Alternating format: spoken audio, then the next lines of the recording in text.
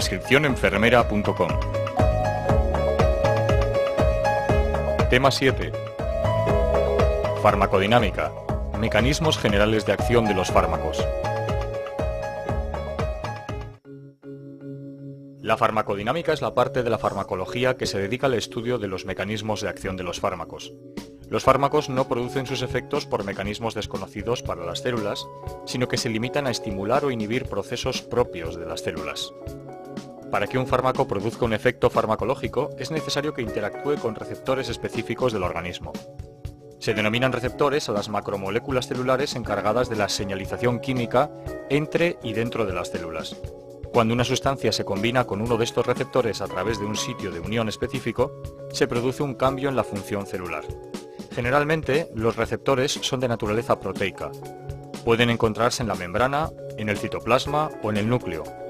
Por extrapolación, se utiliza el término receptor en un sentido más general para referirse a dianas macromoleculares capaces de unirse a fármacos, aunque éstas no desempeñen un papel en la transducción de señales mediadas por mensajeros, como es el caso de determinadas enzimas. Para que un fármaco se una a un receptor, éste debe presentar afinidad elevada por el fármaco y especificidad para distinguir entre moléculas similares. Generalmente la unión fármaco-receptor es reversible, aunque pueden darse casos de uniones irreversibles. Para estudiar la unión de fármacos a sus receptores suelen usarse radioligandos y curvas específicas de unión fármaco-receptor. Entre las respuestas que los receptores pueden desencadenar, destacamos algunas como modificaciones en el flujo de iones, cambios en la actividad enzimática, modificaciones en la producción y/o la estructura de determinadas proteínas. El receptor, por lo tanto, tiene dos funciones fundamentales: unirse al ligando y desencadenar una respuesta. El simple hecho de que el fármaco interactúe con un receptor no es motivo suficiente para que de esa interacción surja una acción farmacológica. Se precisa que el fármaco tenga la capacidad de modificar la molécula en la forma necesaria para producir un efecto. Así se denomina eficacia a la capacidad de un fármaco de modificar los procesos de respuesta celular y desencadenar una respuesta biológica después de unirse a un receptor. Si no desencadena ninguna respuesta, estamos ante un antagonista, que veremos más adelante. Las curvas dosis-respuesta relacionan la concentración de un fármaco con la respuesta farmacológica resultante. En el punto en el que se consigue el 50% del efecto, la pendiente de la curva es máxima y la curva se aproxima a una línea recta. Receptores de membrana. En las membranas celulares encontramos diferentes tipos de receptores, destacando los receptores acoplados al canal iónico. Son receptores de membrana que están acoplados directamente a un canal iónico. Se trata de complejos macromoleculares de gran tamaño. La interacción con el fármaco genera la apertura o cierre del canal. Se llaman también receptores ionotrópicos. Se dividen en tres grandes superfamilias: los receptores inotrópicos nicotinoides, incluyendo al receptor nicotínico de acetilcolina, los receptores GABAA y GABAC, el receptor de glicina y el receptor 5-HT3. Receptores inotrópicos de glutamato aspartato. Receptores inotrópicos purinérgicos P2X. Este tipo de receptores actúa en la transmisión sináptica, originando una respuesta en fracciones de segundo. Receptores acoplados a proteína G, GPCR. Entre estos receptores son los más abundantes en el cuerpo humano y están implicados en múltiples procesos importantes como la vista, el olfato o la neurotransmisión.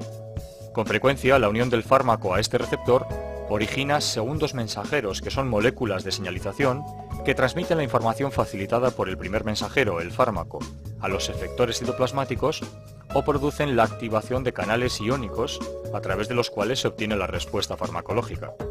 Existen diferentes isoformas de proteína G y de la activación de unas u otras dependerá la respuesta. Una de las grandes clases de la familia de receptores acoplados a proteína G es el grupo de receptores adrenérgicos beta. Receptores con actividad enzimática.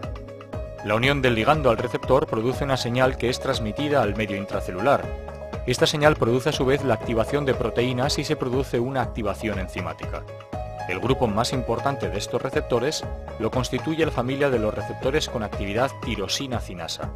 Por ejemplo, el receptor de insulina sigue este mecanismo. Receptores intracelulares. Se encuentran en el citoplasma. Cuando se une el ligando, se trasladan al núcleo para unirse al ADN nuclear, activando la transcripción genética. Su función es regular el desarrollo y metabolismo celular mediante el control de la expresión genética. Entre ellos se incluyen los receptores para hormonas esteroideas, entre otros. Canales iónicos. Son estructuras que atraviesan la membrana plasmática a modo de poros y que permiten el flujo selectivo y rápido de determinados iones a favor de un gradiente químico y eléctrico o desempeñando un papel fundamental en la fisiología celular. Los canales iónicos pueden activarse por ligandos extracelulares, canales operados por transmisores, o como respuesta a modificaciones del potencial de membrana, canales dependientes de voltaje. Los canales iónicos son selectivos tanto para el tipo de iones que dejan pasar como para el estímulo que lo activa. En general, los canales se encuentran cerrados y se abren en respuesta a estos estímulos. Estos canales pueden encontrarse en tres estados: reposo, canal cerrado y susceptible de abrirse; activo, canal abierto; inactivo o refractario, cerrado y no responde a estímulos de apertura. Canales de potasio. Presentes en abundancia en casi todas las células. Son los más sencillos y se les considera los canales originarios. Constan de una familia de canales que permiten la salida de potasio. Son dependientes de voltaje. Su apertura y su cierre incide directamente en el comportamiento bioeléctrico de la célula e indirectamente en el comportamiento de otros canales. Dentro de los canales de potasio encontramos diferentes tipos. En primer lugar están los canales rectificadores tardíos rápidos, que se conocen como K-sub-V, y son responsables de la alta permeabilidad al potasio en la mayoría de las células excitables, permitiendo la existencia de potenciales de acción rápidos. En las células cardíacas existen canales rectificadores tardíos lentos. Otro grupo son los rectificadores de entrada, o K-sub-IR. Por último, hay otros canales de potasio dependientes de calcio. Canales de sodio. Son canales dependientes de voltaje. Su apertura produce la entrada masiva de sodio en el interior celular, originando una despolarización. Son críticos para la excitabilidad eléctrica y desempeñan un papel muy importante en la sensación dolorosa. Presentan lugares específicos de fijación para determinadas moléculas, tanto en la parte exterior como en la interior del canal. Los bloqueantes de esos canales pueden ser útiles, entre otras cosas, en el tratamiento del dolor neuropático. Igualmente, los anestésicos locales actúan bloqueando este canal e impidiendo, por lo tanto, la transmisión nerviosa.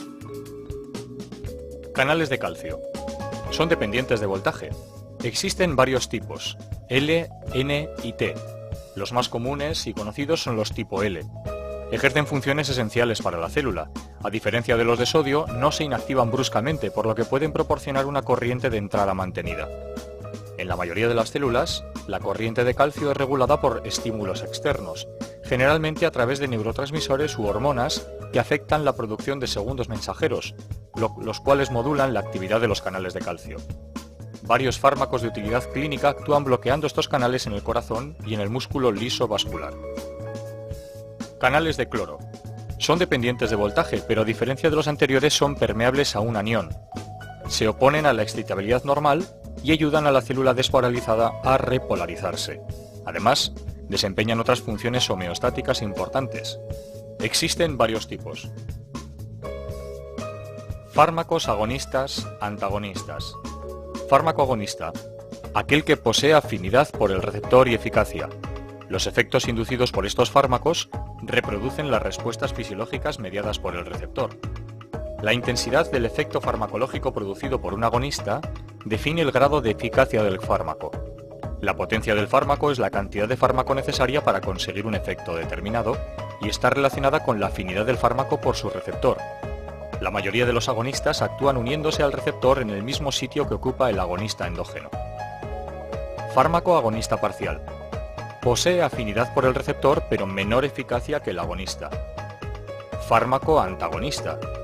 Presenta afinidad por el receptor, pero o bien no desencadena ninguna respuesta, o inhibe la acción de los agonistas. Antagonista competitivo. Se une al receptor e impide que el agonista desarrolle su efecto. Aumentando las concentraciones del agonista se consigue el efecto. Antagonismo funcional. Se produce cuando dos fármacos interactúan con receptores con funciones contrapuestas. Antagonismo químico. El antagonista reacciona químicamente con el agonista bloqueando su efecto.